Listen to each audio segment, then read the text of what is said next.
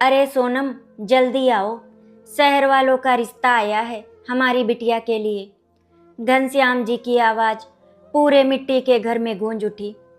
खेतों में दिन भर मजदूरी करने वाले घनश्याम जी के चेहरे पर आज अलग ही चमक थी।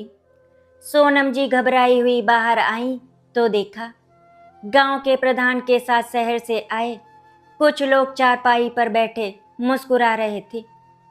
उनके कपड़े, उनकी गाड़ी और उनका व्यवहार देखकर ही समझ में आ रहा था कि वे बहुत बड़े घराने से हैं। उन्हीं में से एक थे नारायण जी और उनके साथ उनकी पत्नी अनामिका जी। दोनों की नज़रें बार बार अंदर की ओर जा रही थी, जहां शर्म से सिर झुकाए हमारी अर्पिता खड़ी थी। कुछ दिन पहले एक रिश्तेदार की शादी में उन्होंने अर्पिता को देखा था। वहां अर्पिता पूरे मन से सबकी सेवा कर रही थी, बुजुर्गों के पैर छू रही थी और छोटे बच्चों को खाना खिला रही थी। उसी दिन अनामिका जी ने नारायण जी से कहा था, भगवान ने हमें बेटी नहीं दी तो क्या हुआ, मैं इस लड़की को अपनी बहू नहीं बेटी बनाकर घर ले जाना चाहती हूँ। घनश्याम जी बार बार अपनी पुरानी धोती ठीक कर रहे थे। उन्हें डर था कि कहीं उनकी गरीबी इस रिश्ते के बीच दीवार न बन जाए। आखिर हिम्मत करके उन्होंने कहा, समधी जी, हमारे पास देने के लिए कुछ भी नहीं है, हमारी बेटी ही हमारी सबसे बड़ी दौलत है। ये सुनते ही नारायण जी मुस्कुराए और बोले, घनश्याम जी, हम कुछ भी खरीदने या बेचने नहीं आए, हम तो रिश्ता जोड़ने आए हैं। हमें दहेज नहीं चाहिए, हमें संस्कार चाहिए, और आपकी बेटी में वो हमने अपनी आंखों से देखा है। इतना सुनते ही सोनम जी की आंखों से आंसू बहने लगे।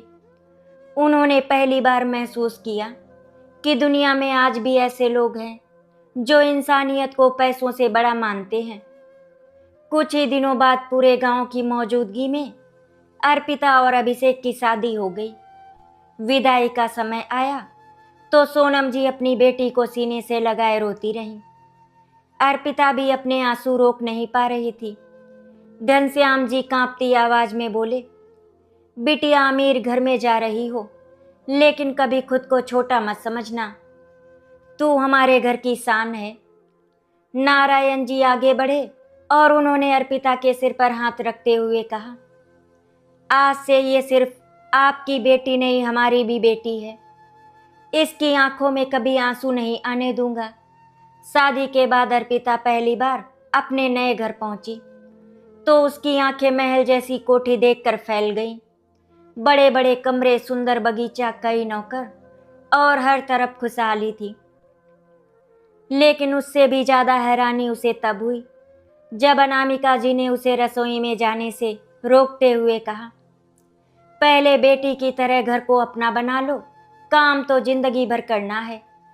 राहुल भी उसे भाभी माँ कहकर मजाक करता और अभिषेक हर छोटी बात में उसका साथ देता। धीरे धीरे अर्पिता का डर खत्म होने लगा और उसे महसूस हुआ भगवान ने उसे सिर्फ अमीर घर नहीं बल्कि प्यार से भरा हुआ परिवार दिया है। एक शाम सब लोग साथ बैठकर चाय पी रहे थे। टीवी पर एक महिला आईपीएस अधिकारी का इंटरव्यू चल रहा था। अर्पिता उसे बड़े ध्यान से देख रही थी। अनामिका जी ने उसकी आंखों की चमक पहचान ली और प्यार से पूछा, क्या सोच रही हो बेटी? अर्पिता कुछ पल चुप रही, फिर धीमी आवाज में बोली, मम्मी जी, मेरा बचपन से सपना था कि मैं आईपीएस अधिकारी बनूं, लेकिन घर की हालत देखकर मैंने ये सपना अपने दिल में ही दबा दिया। अब तो ये सिर्फ एक सपना ही रह गया है। उसकी आंखों में हल्की नमी आ गई। कमरे में कुछ पल के लिए सन्नाटा छा गया। नारायण जी ने अभिषेक और राहुल की तरफ देखा, फिर मुस्कुराते हुए बोले, जिस घर की बेटी सपना देखती है उस घर का फर्ज है कि वो सपना पूरा करे। राहुल कल से जिस यूपीएससी कोचिंग में जाएगा उसी में अर्पिता का भी दाखिला होगा। घर का काम नौकर संभाल लेंगे और बाकी जिम्मेदारी हम सबकी होगी। अर्पिता को अपनी ही बात पर विश्वास नहीं हुआ। वो रोते हुए नारायण जी और अनामिका जी के चरणों में बैठ गई। अनामिका जी ने उसे उठाकर गले लगा लिया और बोली, बेटियां बोझ नहीं होती, बेटियां घर की पहचान होती हैं। अब तुम्हारी मंजिल सिर्फ आईपीएस की वर्दी है। उस रात अर्पिता अपने कमरे की खिड़की के पास खड़ी आसमान को देख रही थी। उसकी आंखों में उम्मीद के नए सितारे चमक रहे थे। उसे अपने छोटे से गांव का टूटा हुआ घर याद आ रहा था, जहां उसके पिता आज भी मेहनत करके 2 वक्त की रोटी जुटाते थे। उसने मन ही मन एक वचन लिया, जिस दिन मैं आईपीएस की वर्दी पहनूंगी, उस दिन सबसे पहले अपने माँ पापा के चरण छूकर उन्हें ये एहसास दिलाऊंगी कि गरीब की बेटी भी अपने सपनों से अमीर बन सकती है। शादी को देखते देखते पूरे 2 साल बीत चुके थे। गांव की गलियों में मौसम बदलते रहे, खेतों में फसलें पकती रही, लेकिन घनश्याम जी की आंखें हर त्योहार पर अपनी बेटी अर्पिता को ढूंढती रहती थी। अर्पिता हर दूसरे तीसरे दिन फोन कर लिया करती थी, लेकिन जैसे जैसे उसकी पढ़ाई और कोचिंग का दबाव बढ़ता गया, उसकी बातें छोटी होने लगी। वो हमेशा यही कहती, पापा आप अपनी दवा समय पर लेना, मैं बहुत खुश हूँ, बस थोड़ा सा व्यस्त हूँ। घनश्याम जी उसकी आवाज़ सुनकर संतुष्ट हो जाते, लेकिन एक पिता का दिल सिर्फ शब्दों से नहीं भरता। कई बार वो रात को चारपाई पर लेटे लेटे आसमान देखते और सोचते कि आखिर उनकी बिटिया 2 साल से मायके क्यों नहीं आई। दूसरी तरफ सोनम जी हर करवा चौथ, हर तीज और हर रक्षाबंधन पर अर्पिता की पसंद की मिठाई बनाकर चुपचाप भगवान के सामने रख देती और कहती, हे ठाकुर जी, मेरी बेटी हमेशा खुश रहे। लेकिन गांव की चौपाल पर बैठे कुछ लोगों को किसी की खुशी कभी रास नहीं आती। एक दिन चाय की दुकान पर बैठे बैठे किसी ने कहा, अरे घनश्याम की बेटी तो अरबपतियों के घर चली गई है। ऐसे लोग गरीब घर की बहू को बहू नहीं, नौकरानी बनाकर रखते हैं। तभी तो 2 साल से लड़की मायके नहीं आई। दूसरे ने बात को और बढ़ा दिया, इतने अमीर लोग गरीब रिश्तेदारों से मिलना पसंद नहीं करते, शायद अर्पिता को घर से निकलने भी नहीं देते होंगे। धीरे धीरे ये बातें पूरे गांव में आग की तरह फैल गई। हर मिलने वाला सोनम जी से सहानुभूति जताता और कहता, बहन एक बार जाकर अपनी बेटी को देखाओ, कहीं वो अंदर ही अंदर दुख तो नहीं झेल रही। सोनम जी बाहर से मुस्कुरा देती, लेकिन रात को तकिए में मुंह छिपाकर रोती रहती। उनके मन में भी अब डर घर करने लगा था कि कहीं उनकी मासूम बेटी सचमुच किसी परेशानी में तो नहीं।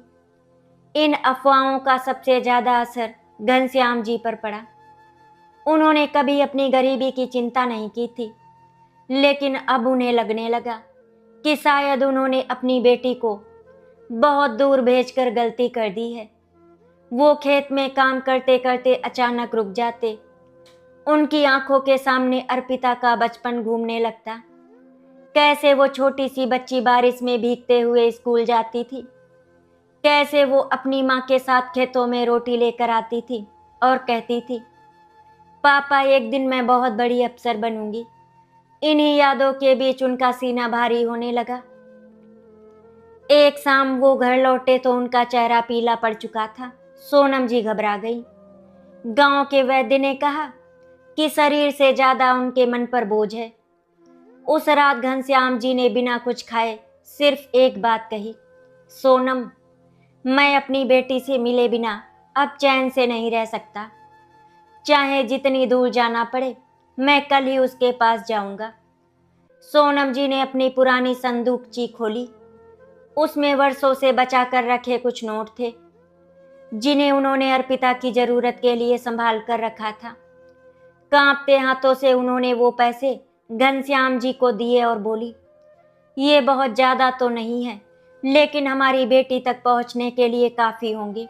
उससे कहना कि उसकी माँ हर रोज उसकी राह देखती है, और अगर वो सचमुच खुश है तो एक बार मुस्कुराकर मुझे फोन कर दे। घनश्याम जी की आंखें भर आईं। उन्होंने पैसे लेने से मना कर दिए, लेकिन सोनम जी ने उनका हाथ पकड़कर कहा, गरीब हैं तो क्या हुआ, बेटी का हाल पूछने का हक कोई हमसे छीन नहीं सकता।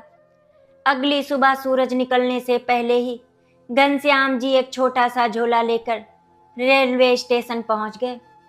झोले में 2 जोड़ी कपड़े, एक पुरानी चादर और सोनम जी के हाथ की बनी गुड़ की पिन्नियां थी, जिन्हें वो अपनी बेटी को खिलाना चाहते थे।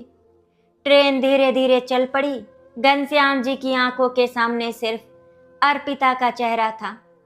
वो मन ही मन भगवान से प्रार्थना कर रहे थे, हे प्रभु, मेरी बेटी जहां भी हो बस खुश रखना। अगर उसे कोई दुख हो तो वो दुख मुझे दे देना। करीब 600 किलोमीटर लंबा सफर तय करने के बाद ट्रेन शहर पहुंची। स्टेशन की चकाचौंध देखकर गांव के सीधे साधे घनश्याम जी कुछ पल के लिए घबरा गए, लेकिन बेटी से मिलने की चाह ने उनके कदम को मजबूत बनाए रखा।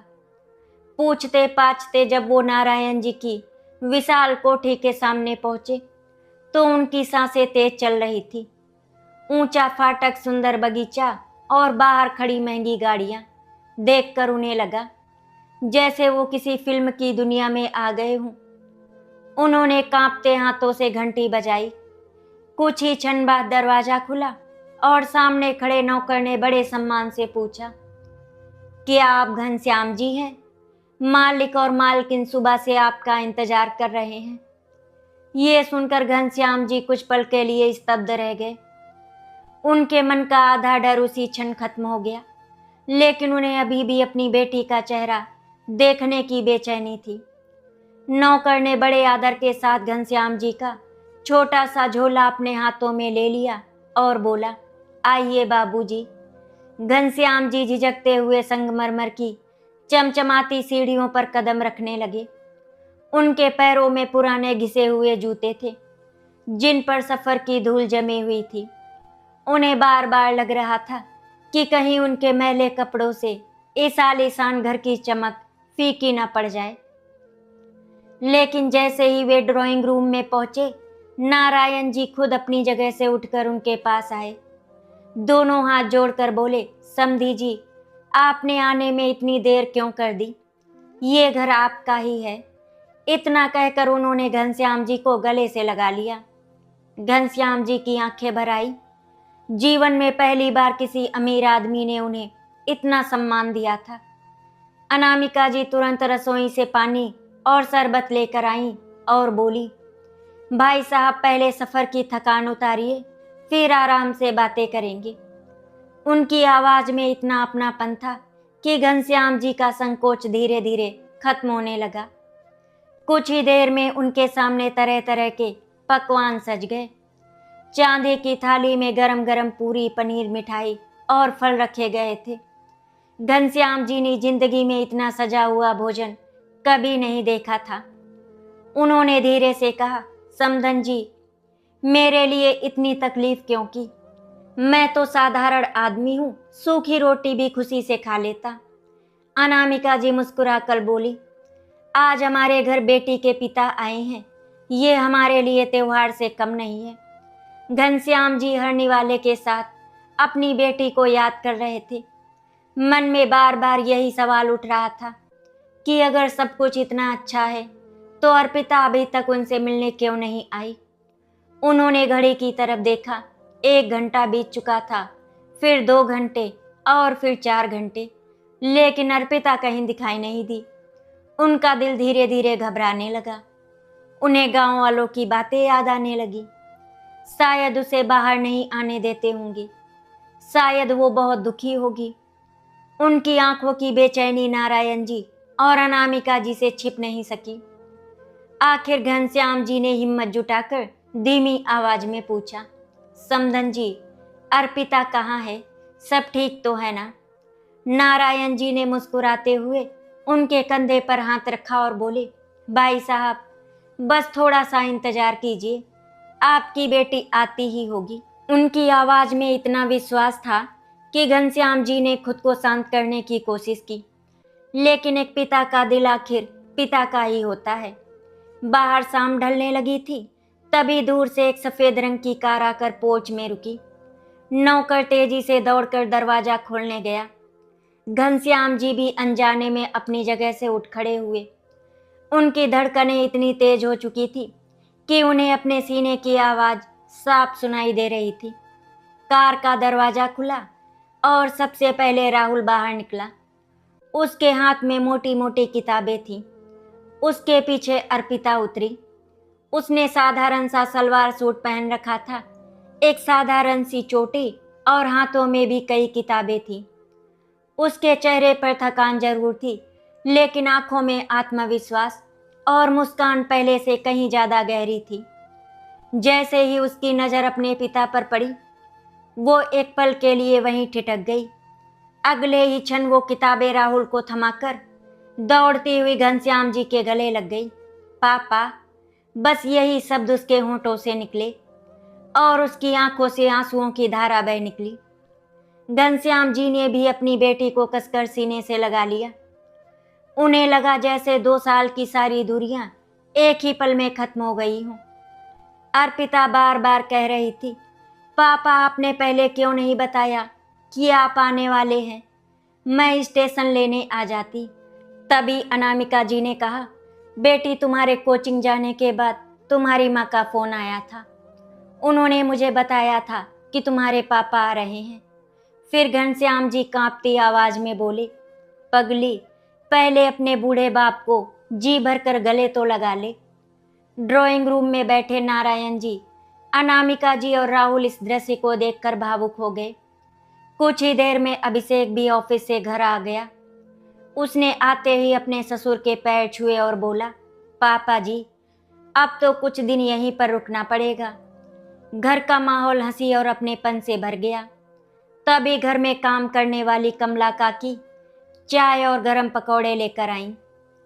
उन्होंने सबसे पहले ट्रे घनश्याम जी के सामने रखी और बोली, बाबूजी, आपकी बिटिया पूरे घर की जान है। जब तक सबको अपने हाथ से खाना ना खिला दे, तब तक खुद नहीं खाती। ये सुनकर घनश्याम जी ने एक नज़र अपनी बेटी की तरफ देखा। मन में जो डर और शंका लेकर वे 600 किलोमीटर दूर से आए थे, वो धीरे धीरे पिघलने लगी। उन्हें साफ दिखाई दे रहा था कि उनकी गरीब बेटी इस अमीर घर में बहू नहीं, बेटी बनकर जी रही है। चाय पीते पीते घनश्याम जी की नज़र बार बार उन मोटी किताबों पर जा रही थी जो राहुल और अर्पिता लेकर आए थे। आखिर उन्होंने मुस्कुराते हुए पूछा, बिटिया, इतनी सारी किताबें लेकर कहाँ से आ रही हो? अर्पिता ने एक पल के लिए अपने सास ससुर की तरफ देखा, फिर उसकी आंखों में चमक आ गई। उसने धीरे से कहा, पापा, आज मैं आपको एक ऐसा राज बताने वाली हूँ जिसे सुनकर आपको अपनी बेटी पर गर्व होगा। इतना कहते ही पूरे कमरे में एक सुखद सन्नाटा छा गया और घनश्याम जी अपनी बेटी की अगली बात सुनने के लिए उत्सुकता से उसकी ओर देखने लगे। अर्पिता ने अपने सामने रखी मोटी मोटी किताबों पर प्यार से हाथ फेरा और फिर अपने पिता घनश्याम जी की आंखों में देखते हुए धीमी आवाज में कहा, पापा, आपको याद है ना, जब मैं छोटी थी तो हर साल 15 अगस्त और 26 जनवरी के दिन स्कूल में पुलिस अफसरों को देखकर कहती थी कि एक दिन मैं भी ऐसे ही वर्दी पहनूंगी। आप हमेशा मुस्कुरा कर कहते थे कि मेरी बेटी किसी से कम नहीं, लेकिन घर की हालत देखकर मैंने अपने उस सपने को अपने दिल के एक कोने में बंद कर दिया था। शादी के बाद मैंने कभी आपसे इसका जिक्र भी नहीं किया, क्योंकि मुझे लगा कि अब मेरी दुनिया बदल चुकी है और सपने देखने का हक शायद मुझसे छिन गया है। ये कहते कहते अर्पिता की आंखें भर आईं। उसने आगे कहा, लेकिन जिस दिन मैंने मम्मी जी और पापा जी को अपने मन की बात बताई, उसी दिन इन दोनों ने मेरा सपना अपना बना लिया। घनश्याम जी आश्चर्य से कभी अपनी बेटी को देखते तो कभी नारायण जी और अनामिका जी की तरफ। अर्पिता ने मुस्कुराते हुए कहा, पापा, अगले ही दिन पापा जी मुझे और राहुल को शहर की सबसे अच्छी यूपीएससी कोचिंग में लेकर गए। उन्होंने कहा कि राहुल आईएएस बने या आईपीएस, ये उसकी मेहनत पर निर्भर करेगा, और अर्पिता आईपीएस बनेगी तो ये पूरे परिवार का सम्मान होगा। उन्होंने मेरी फीस भरी, मेरे लिए किताबें खरीदी, अलग से पढ़ने का कमरा बनवाया और पूरे घर में एक नियम बना दिया कि जब मैं पढ़ाई करूं तो कोई मुझे परेशान नहीं करेगा। मम्मी जी हर रोज मेरे लिए समय पर खाना बनवाती, मेरी पसंद की चाय बनाकर खुद मेरे कमरे में लेकर आती हैं और जब मैं देर रात तक पढ़ती हूँ तो बिना कुछ कहे मेरे पास बैठ जाती हैं। अभिषेक जी ऑफिस से लौटकर मेरे नोट सुनते हैं और राहुल तो मेरा सबसे बड़ा साथी बन गया है। हम दोनों रोज साथ कोचिंग जाते हैं, साथ पढ़ते हैं और एक दूसरे का हौसला बढ़ाते हैं। ये सब सुनते सुनते घनश्याम जी की आंखों से लगातार आंसू बहने लगे। उन्हें याद आने लगा कि कैसे कभी अर्पिता लालटेन की रोशनी में बैठकर पढ़ती थी, कैसे किताब खरीदने के लिए वो अपनी छोटी छोटी जरूरतें छोड़ देती थी और कैसे एक दिन उसने अपनी माँ से कहा था, अगर पैसे नहीं हैं तो कोई बात नहीं, मैं सपना देखना भी छोड़ दूंगी। आज वही बेटी इतने बड़े घर में बैठकर अपने सपने की उड़ान भर रही थी। घनश्याम जी अचानक अपनी जगह से उठे और कांपते हुए कदमों से नारायण जी के पास पहुंचे। उन्होंने बिना कुछ सोचे उनके चरण पकड़ लिए।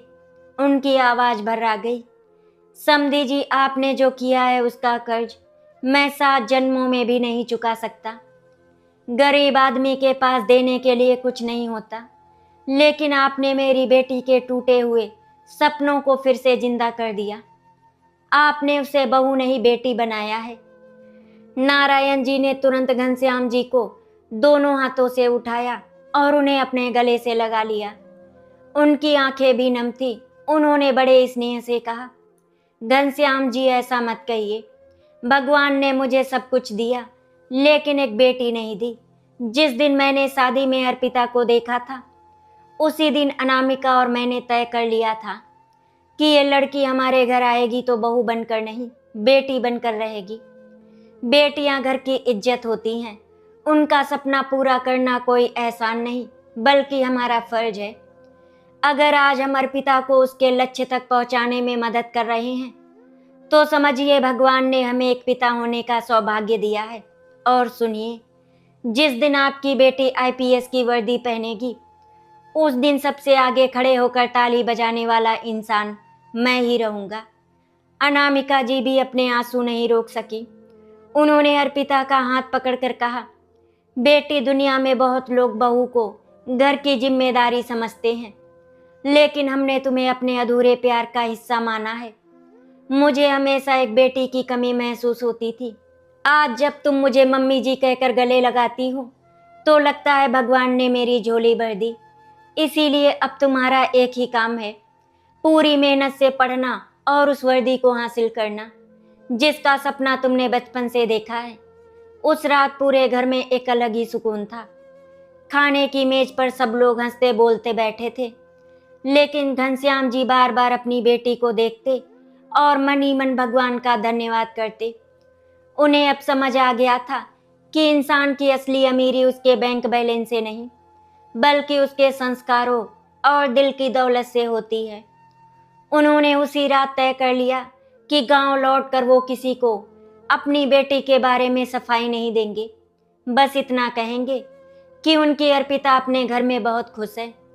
अगले कुछ दिन घनश्याम जी अपनी बेटी के साथ उसी घर में रहे, लेकिन उन कुछ दिनों में उनकी पूरी सोच बदल गई। हर सुबह जब उनकी आंखें खुलती तो देखते कि अर्पिता सूर्योदय से पहले ही उठकर सबसे पहले घर के मंदिर में दीपक जलाती, फिर अनामिका जी के साथ बैठकर चाय पीती और उसके बाद राहुल के साथ पढ़ाई के लिए निकल जाती। जाते समय वो हमेशा नारायण जी और अनामिका जी के पैर छूती, अभिषेक को मुस्कुरा कर विदा करती और घनश्याम जी से कहती, पापा आज देर हो जाएगी लेकिन आप समय पर खाना खा लेना। शाम को लौटने के बाद भी वो सीधे अपने कमरे में नहीं जाती। पहले कमला काकी से पूछती कि उन्हें किसी चीज़ की ज़रूरत तो नहीं, फिर अपनी सास के साथ रसोई में थोड़ी देर बैठती, ससुर के लिए चाय बनवाती और उसके बाद किताबों में खो जाती। घनश्याम जी ये सब देखते और सोचते, कि जिस बेटी ने गरीबी में रहकर संस्कार सीखे थे, वही संस्कार आज इस अमीर घर को और भी खूबसूरत बना रहे हैं।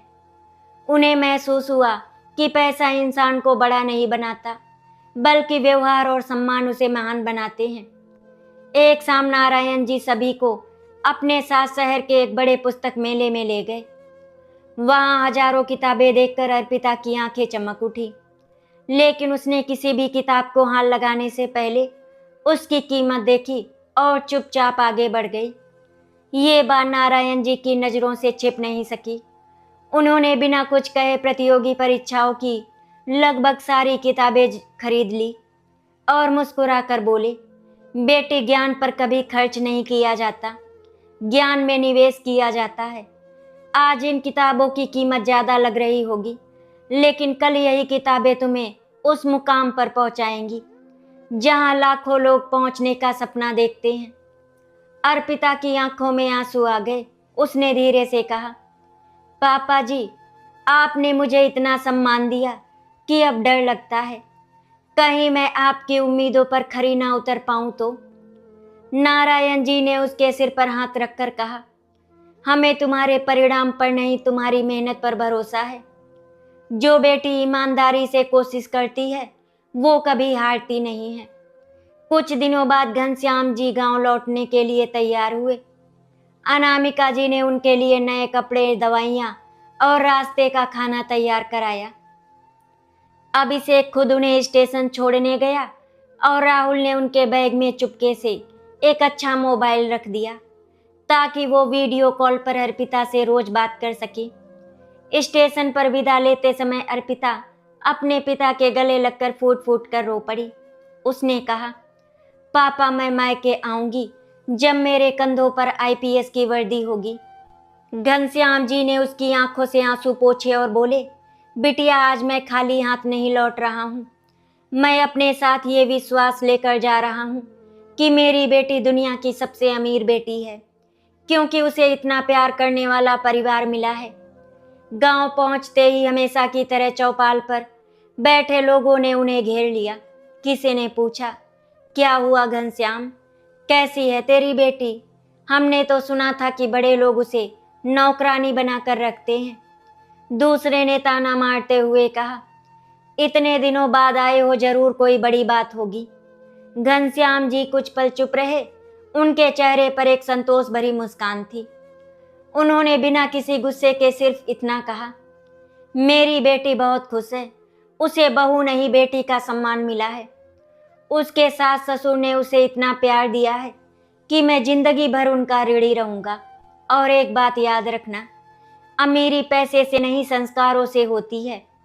इतना कहकर वो वहां से चले गए। गांव वाले उनकी बात सुनकर एक दूसरे का चेहरा देखने लगे, लेकिन किसी के पास कुछ कहने के लिए शब्द नहीं थे। उधर शहर में अर्पिता की मेहनत और भी बढ़ चुकी थी। दिन रात किताबों के बीच रहने वाली वो लड़की अब पहले से ज्यादा आत्मविश्वास से भरी दिखाई देती थी।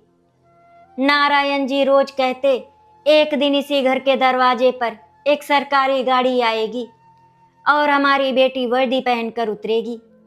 अनामिका जी उसके लिए भगवान से प्रार्थना करती। अभिषेक उसका हर तनाव कम करने की कोशिश करता और राहुल उसके साथ हर टेस्ट की तैयारी करता। पूरा परिवार एक ही सपना जी रहा था, अर्पिता की सफलता का सपना। समय अपनी रफ्तार से आगे बढ़ता रहा। देखते ही देखते यूपीएससी की प्रारंभिक परीक्षा, मुख्य परीक्षा और फिर इंटरव्यू का समय भी आ गया। इन महीनों में अर्पिता ने अपनी पूरी दुनिया किताबों तक सीमित कर दी थी।